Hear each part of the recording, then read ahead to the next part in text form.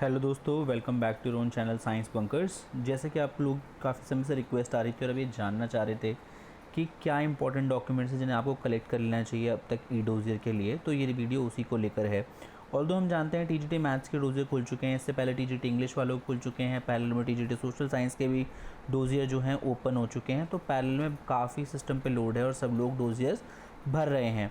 जल्द ही साइंसेस के खुलेंगे और टीजीटी नेचुरल साइंस के जो हमारे साथी जुड़े हुए हैं जिनकी बहुत क्वेरीज आती हैं कि इम्पॉर्टेंट लिस्ट ऑफ डॉक्यूमेंट्स क्या है, कौन से ऐसे कागज़ हैं जो बहुत इम्पॉर्टेंट हैं, किस तरीके से डोजियर भरें, क्या क्या चीज़ें होंगी डोजियर में, उन सब पर थोड़ी इस वीडियो में बात करेंगे। और बाकी कमेंट सेक्शन हमेशा आप लोगों के लिए खुला हुआ है, जब भी आपको कमेंट करना हो, कुछ पूछना हो तो we are always happy to help you.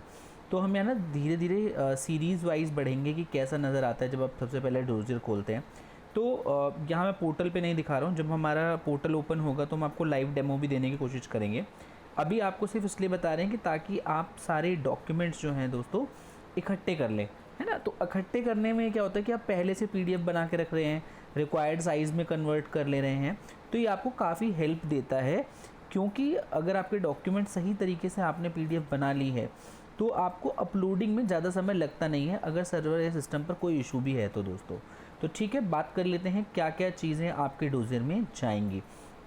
तो जैसे ही आप डोजियर पर क्लिक करते हैं, अवेलेबल डोजियर आपको दिख जाता है और क्लिक करते हैं कि स्टार्ट फिलिंग डोजियर। तो देखिए डोजियर फिल करने जैसे आप स्टार्ट करें तो सबसे पहले वो आपसे आपकी दोस्तों फ़ोटो मांगता है। तो ये कुछ लिस्ट ऑफ डॉक्यूमेंट्स हैं, तो देखते हुए चलेंगे। तो सबसे पहला जो आपके पास ऑप्शन आता है दोस्तों वो आता है फ़ोटो का। तो यहाँ आपको एक पासपोर्ट साइज़ फ़ोटोग्राफ, जो कि आपने पहले भी अपने एडमिट कार्ड में के टाइम पे अपलोड की होगी, सिमिलर फ़ोटो आपको यहाँ अपलोड करनी है। और ये देखिए कुछ जगह पे बहुत क्लियर लिखते हैं कौन सा डॉक्यूमेंट मैंडेटरी, तो फ़ोटो इज़ मैंडेटरी। आपको फ़ोटो अपलोड करनी है, आपको अपनी जो आपने उस टाइम जमा की थी या फिर जो भी आपके पोर्टल पर आपने उस टाइम अपलोड करी थी वही फ़ोटो आपको यहाँ पर अब अपलोड करनी है। ठीक है, अब कई दोस्त पूछेंगे पोस्ट कार्ड साइज़ फ़ोटोग्राफ है या फिर ये आपकी छोटी वाली फ़ोटो है जिसे पासपोर्ट साइज़ फ़ोटोग्राफ कहते हैं। तो देखिए इस पर अभी कोई क्लैरिटी ऐसा है नहीं, जब पोर्टल खुलेगा तो आप खुद देख पाएंगे कि दोनों ऑप्शन अवेलेबल होते हैं। और अगर फिर भी आपको इशू आ रहा है तो आप MS पेंट में जाके दोस्तों MS पेंट में जाके इसको रीसाइज़ कर सकते हैं जो रिक्वायरमेंट है। मैं हमेशा MS पेंट इसलिए सजेस्ट करता हूँ क्योंकि वहाँ पे पिक्सल जो है ना आप अपनी मर्ज़ी से टाइप कर सकते हैं। जैसे अमूमन इनका जैसे 420 इंटू समथिंग करके कुछ पिक्सल लिखा होगा तो आप उसी पिक्सल साइज़ में से कन्वर्ट कर सकते हैं डायरेक्टली अपनी हर एक इमेज को। तो सबसे पहले डॉक्यूमेंट इंपॉर्टेंट हो जाता है दोस्तों फ़ोटो। सेकंड जो मैंडेटरी डॉक्यूमेंट आपका मांगा है दोस्तों वो सिग्नेचर है। तो ध्यान से देखिएगा, वही सिग्नेचर अपलोड करिएगा जो आपके एडमिट कार्ड पे नज़र आ रहे हैं। कई बार हमें याद नहीं रहता, हमारे सिग्नेचर बदलने लगते हैं, फिर हम कर्सिव करने के चक्कर में हमारे सिग्नेचर बहुत अलग हो जाते हैं। सपोज़ करिए कि मैंने अपने डॉक्यूमेंट में इस तरीके से साइन करा है, अब वो ऐसा कुछ नज़र आ रहा है, तो ध्यान से सिग्नेचर्स को रिविजिट कर ले, जैसे एडमिट कार्ड में है और जैसे एप्लीकेशन फॉर्म भरते टाइम आपने अपलोड किए थे वही सिग्नेचर साथियों आपको यहाँ अपलोड करने हैं। और फिर से एक आपका मैंडेटरी डॉक्यूमेंट है। तो ये 2 मैंडेटरी डॉक्यूमेंट हो गए हैं। इसी सीरीज़ में देखिए आगे अगर आप जाएंगे तो यहाँ पे आपसे मांगा है आपसे आधार कार्ड। अब यहाँ देखिए आधार कार्ड मैंने आपको पहले बोला था ऑप्शनल दिया है इन्होंने आधार कार्ड, तो आपके लिए ऑप्शनल है, मैंडेटरी डॉक्यूमेंट्स में नहीं आ रहा है कि आपको आधार कार्ड ही अपलोड करना है। आधार एज एन ID प्रूफ आपको अपलोड करना है, पर ये ID प्रूफ आप पहले भी जमा कर चुके हैं जो आपने एग्ज़ाम के टाइम में किया था दोस्तों। अगला डॉक्यूमेंट इसी सीरीज़ में आपका है 10th का सर्टिफिकेट। देखिए 2 चीज़ें होती हैं, 2 चीज़ें मैं कहूँ बहुत पहले होती थी। अगर जो स्टूडेंट यहाँ पे आई थिंक 2011 में पास आउट हुए हैं तो वो जानते हैं कि 10th का जो है ना 2 चीज़ होती है, एक होती है सर्टिफिकेट, होती है मार्कशीट, और इसे हिंदी में हम सनद भी कहते थे पहले, मतलब कई लोग इसे सनद बोलते हैं। तो 10th का सर्टिफिकेट अलग चीज़ होती है और 10th की मार्कशीट अलग होती है, 2 डॉक्यूमेंट्स ध्यान रखिएगा। तो आपसे 10th की मार्कशीट नहीं मांग रहे, 10th का सर्टिफिकेट मांग रहे हैं। CBSE का एक ऐसा दौर भी आया है कि वो मार्कशीट कम सर्टिफिकेट देने लगा। मैं CBSE का एग्जाम्पल बता रहा हूँ, ठीक है। आप अदर बोर्ड से आते तो आप देखिएगा आपकी मार्कशीट के ऊपर क्या लिखा है, क्या वो सर्टिफिकेट कम मार्कशीट है या सिर्फ मार्कशीट है। अगर वो मार्कशीट है तो मार्कशीट अपलोड नहीं होगी। 10th का सर्टिफिकेट बोला है, विच इज़ अमूमन we call it passing certificates friend. क्या बोलते हैं सब? Passing certificate. तो आपको यहाँ क्लास 10 का पासिंग सर्टिफिकेट अपना PDF फॉर्म में जमा कर देना। देखिए मैंडेटरी है, आपको सोचिए क्यों मैंडेटरी है। आपकी डेट ऑफ बर्थ का मेन प्रूफ यही है। आपकी डेट ऑफ बर्थ यहाँ से चेक होगी जब आपका फिजिकल डॉक्यूमेंट वेरिफिकेशन होगा, तो आपकी एज वेरिफिकेशन के लिए 10th का सर्टिफिकेट इज़ मैंडेटरी डॉक्यूमेंट। ठीक है दोस्तों, अगला देखिए थंब इम्प्रेशन की बात करें, आपको एक थंब इम्प्रेशन अपना जमा करना है, ये भी आपका मैंडेटरी है। लेफ़्ट राइट दोनों के लिए बॉक्स मिलते हैं, लेफ़्ट थंब राइट थंब दोनों को आपको यहाँ पे जमा करना पड़ेगा, उनकी फ़ोटो आपको यहाँ पे अपलोड करनी पड़ेगी। थंब इम्प्रेशन मैंडेटरी है, क्योंकि आपके एडमिट कार्ड पे भी गया था और जब आपने एप्लीकेशन फॉर्म भरा था तब भी थंब इम्प्रेशन आपने दोस्तों जमा किया था।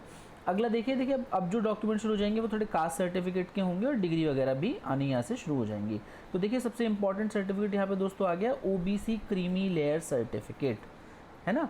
अब यहाँ दो चीज़ें होती है, कई लोग इन दोनों में कन्फ्यूजन होती है कि ओबीसी सर्टिफिकेट क्रीमी लेयर का पूछ रहे हैं, नॉन क्रीमी लेयर का पूछ रहे हैं। तो यहाँ ऐसी क्लैरिटी कन्फ्यूजन की ज़रूरत नहीं है। ओबीसी क्रीमी लेयर सर्टिफिकेट पूछ रहा है इफ़ एप्लीकेबल, ठीक है ना। तो मैंडेटरी नहीं है हर चीज़ के लिए। अगर आप ओबीसी हैं तो अपना सर्टिफिकेट आप यहाँ अपलोड कर सकते हैं, या फिर आपको लग रहा है क्योंकि क्रीमी लेयर कह रहा है तो यहाँ वाले सेक्शन में मत करिए, नीचे आपको एक और OBC certificate issue bye competent authority का सेक्शन मिलेगा, आप वहाँ अपलोड कर दीजिए। यहाँ क्रीमी लेयर का मांग रहा है, नॉन क्रीमी लेयर का नहीं मांग रहा। कि आप जो आपका ओबीसी होता है एक्चुअली वो नॉन क्रीमी लेयर को सर्टिफाई करता है, आपको सर्टिफाई करता है कि आप नॉन क्रीमी लेयर से आ रहे हैं दोस्तों, तो आप उसका सर्टिफिकेट यहाँ जमा कर रहे होते हैं। पर यहाँ इन्होंने क्रीमी लेयर का मांगा, तो क्रीमी लेयर का सर्टिफिकेट दोस्तों आपको जमा नहीं करना है अगर आप ओबीसी कैटेगरी में आते भी हैं। तो देखिए अगला डॉक्यूमेंट दोस्तों यहाँ सीरीज में क्या मांग रहा है, document of recognition of degree / course as well as university institution itself. अब यहाँ देखिए क्या कह रहा है, ऑप्शनल छोड़ा है, इस चीज़ को ध्यान से देखिएगा। Document proof of recognition of degree / course as well as university / institution itself, ठीक है, ये ऑप्शनल है। तो अब इसको लेकर परेशान ना हो मैं अब रिकॉग्निशन लेटर कहाँ से लेकर आऊँ कि मेरी यूनिवर्सिटी एफिलिएटेड है भी या नहीं। तो ये ऑप्शनल इसलिए होता है, ये होता है प्राइवेट स्टैंड अलोन इंस्टीट्यूट। अब ध्यान सुनिएगा, कोई भी स्टैंड अलोन इंस्टीट्यूट आपको ग्रेजुएशन नहीं करा सकता, ठीक है। उसकी मान्यता किसी ना किसी यूनिवर्सिटी से होगी, और वो यूनिवर्सिटी है तो स्टेट होगी या फिर सेंट्रल होगी।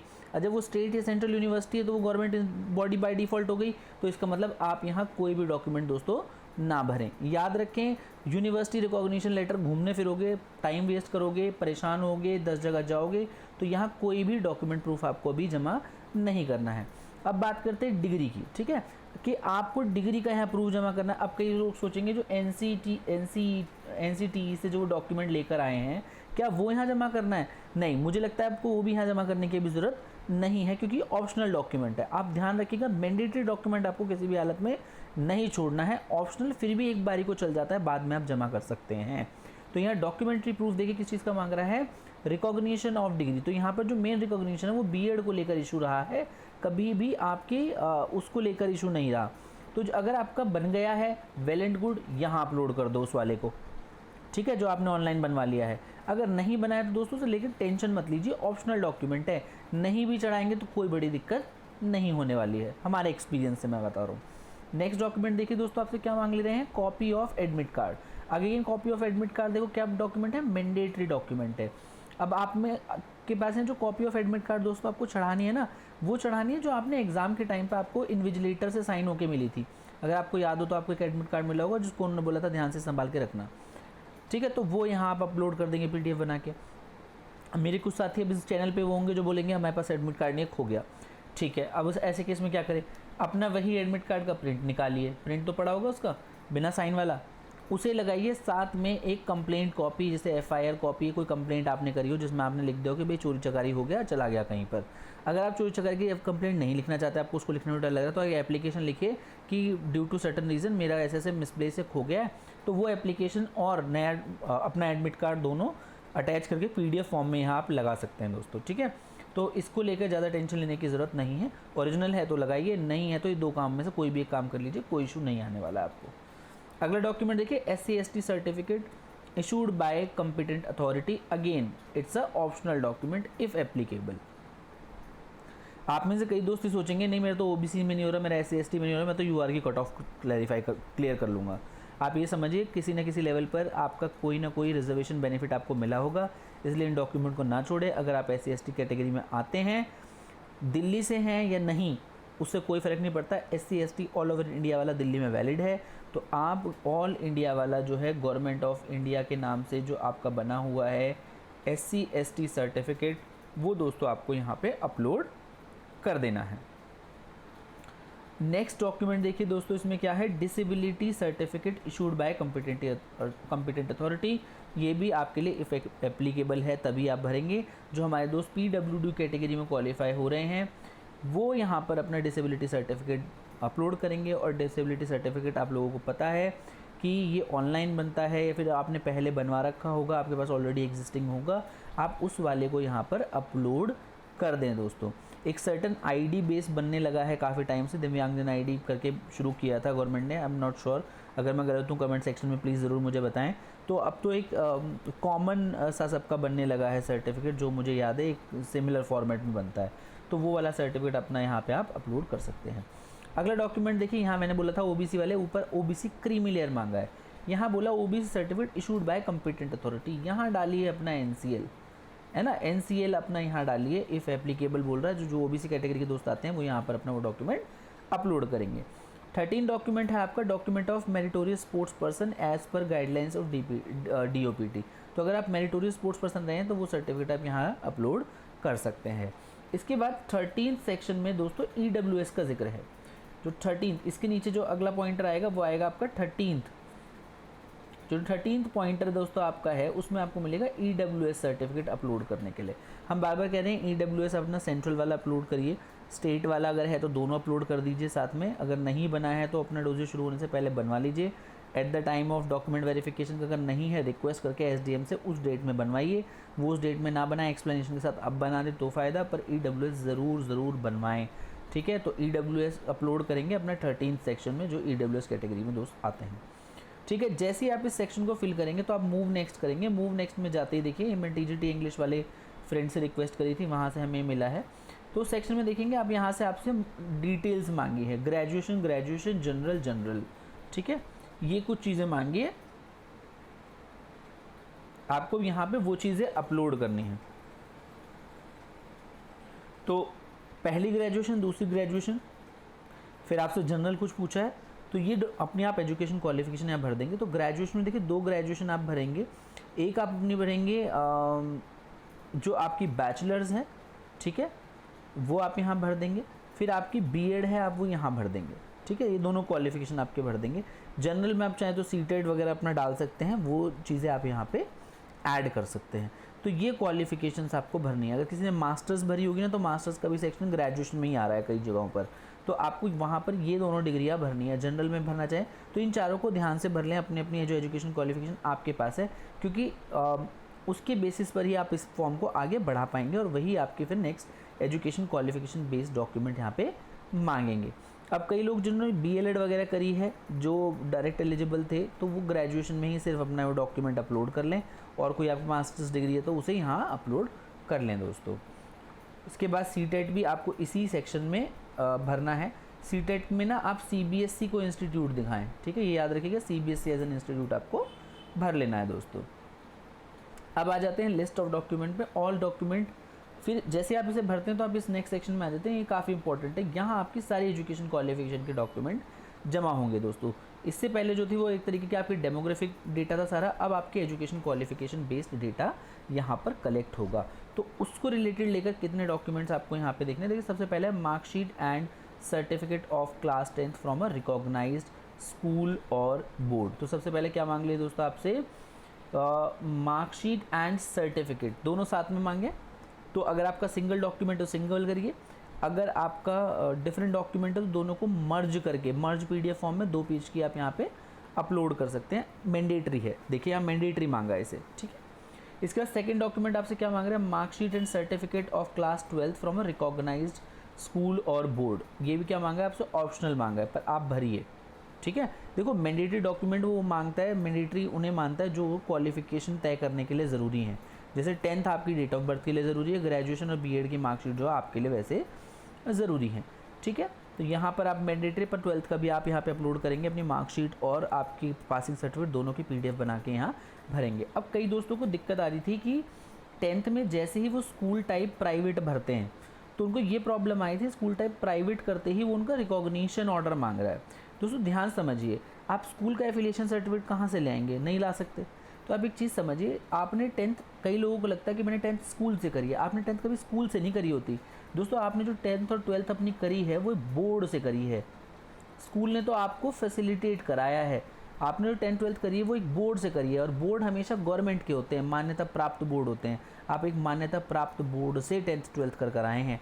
तो अगर आपका CBSE बोर्ड है तो वो अगेन गवर्नमेंट इंस्टीट्यूट हो गया। तो जब वो आपसे पूछ रहा है कि 10th आपने कहाँ से करी है, तो आप उसमें बेशक से आप गवर्नमेंट लगाइए और सिर्फ बोर्ड का नाम लिखिए, भाई मैंने 10th CBSE से करी है, ठीक है। तो आप इस चीज़ से बच जाएंगे कि इस प्राइवेट स्कूल का आप डॉक्यूमेंट लेते घूम रहे हैं, तो वो चीज़ करने की ज़रूरत नहीं है। तो 10th और 12th एक्चुअल में आप बोर्ड से करते हैं, ना कि मतलब स्कूल उसका सर्टिफिकेट आपको नहीं देता। क्लास 8 तक तो आप स्कूल के ही होते हैं, पर 9th में जैसे आपका बोर्ड में रजिस्ट्रेशन हुआ, you are student of board, ना कि स्कूल। स्कूल से फैसिलिटेट करा रहा आपको एजुकेशन दे रहा है। तो ये चीज़ याद रखेंगे, गवर्नमेंट प्राइवेट स्कूलिंग वाले उसमें ना फंसें। स्कूल की मान्यता का कहाँ से लाऊं डॉक्यूमेंट, उसको लेकर परेशान ना हो, सीधा वहाँ बोर्ड पे क्लिक करें और CBSE बोर्ड का नाम वहाँ डाल दें। और या फिर आपका जो भी स्टेट बोर्ड है, यूपी बोर्ड हो गया है, फिर राजस्थान का बोर्ड है, हरियाणा है, जो भी आपका बोर्ड बनता है दोस्तों, बोर्ड के बेसिस पर ही यहाँ पर अपना डॉक्यूमेंट डिटेल्स दें। 12th का देने के बाद देखिए थर्ड डॉक्यूमेंट आपसे क्या मांग रहा है, copy of marksheet of bachelor's degree. अब देखिए क्वालिफिकेशन वाली पूरी लाइन यहाँ पे इंग्लिश का था, क्योंकि उन्हें पूरी अपनी वो लैंग्वेज यूज़ कर ली है जो उन्होंने RR नॉर्म्स में यहाँ लिखी थी। तो क्या कह रहा है, कॉपी ऑफ मार्कशीट चाहिए इन्हें, किसकी, बैचलर्स डिग्री, ऑनर्स और पास, या तो ऑनर्स से पास हो या फिर equivalent with English as main subject हो, from a recognised university securing 45% marks in aggregate along with one of the school subject, जिसमें कोई और स्कूल सब्जेक्ट पढ़ा हो। इसका मतलब इनडायरेक्टली वो कह रहा है आपकी ग्रेजुएशन की मार्कशीट है, चुपचाप आप चढ़ा दीजिए, ज़्यादा सोचिए मत। मैंडेटरी है, क्योंकि वहीं से तो आपकी सब्जेक्ट की क्वालिफिकेशन बन रही है दोस्तों। नाउ फोर्थ डॉक्यूमेंट क्या मांग रहा है, copy of certificate of bachelor's degree, honours और पास और equivalent with English as a main subject from a recognised university having 45% marks in aggregate. देखिए ये मार्कशीट के ना इन्होंने कॉलम्स 2 बना रखे हैं, ठीक है, पर दोनों में आपको सेम ही डॉक्यूमेंट अपलोड करना है, इसमें इतनी परेशान होने वाली बात नहीं है। कभी आप इसमें सोचें कि इसे आपको अलग अलग अपलोड करना है, तो जैसे आपने वहाँ मास्टर्स क्रिएट करा तो आप यहाँ मास्टर्स का अपना डॉक्यूमेंट अपलोड कर सकते हैं। तो ग्रेजुएशन का करना है ग्रेजुएशन का, या मास्टर्स का, वो आप देख लीजिए, जो आपने एजुकेशन क्वालिफिकेशन भरा है वही आपसे यहाँ पूछ रहा है ना। तो 6th डॉक्यूमेंट जो आप देखिए आपको यहाँ से 5वां क्या पूछा है, marksheet of all the semesters और years of degree in education. तो यहाँ पर B.Ed की आपसे सारी मार्कशीट कंपाइल करके मांग रहा है, और मैंडेटरी डॉक्यूमेंट है दोस्तों ये। तो आप PDF बना के यहाँ पर उसको अपलोड कर देंगे अपनी B.Ed की मार्कशीट को। जिन्होंने B.Ed करा वो B.Ed की डायरेक्ट यहाँ भी वापस अपलोड करिए। तो ये हमने डिस्कस कर लिया कि degree in education. Now 6th is certificate of degree in education. अब यहाँ पे आपसे क्या मांग रहे हैं दोस्तों, यहाँ वाले में आपसे मार्कशीट मांगी है B.Ed की, और यहाँ आपसे क्या मांगा है, डिग्री B.Ed जो आपकी एजुकेशन वाली है वो मांगा है।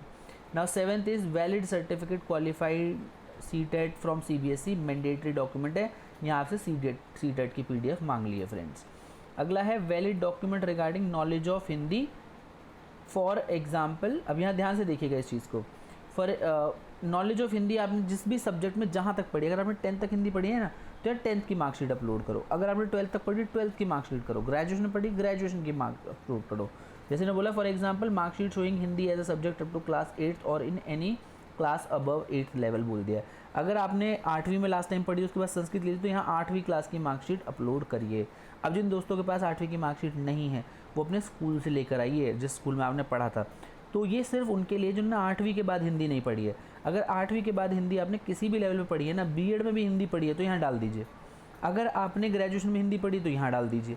मतलब हाईएस्ट लेवल आपने जो हिंदी का क्वालिफाई करा है दोस्तों वो यहाँ पर आ जाएगा। नाउ आगे क्या कह रहे हैं, 9th में सर्टिफिकेट और document regarding claiming age relaxation.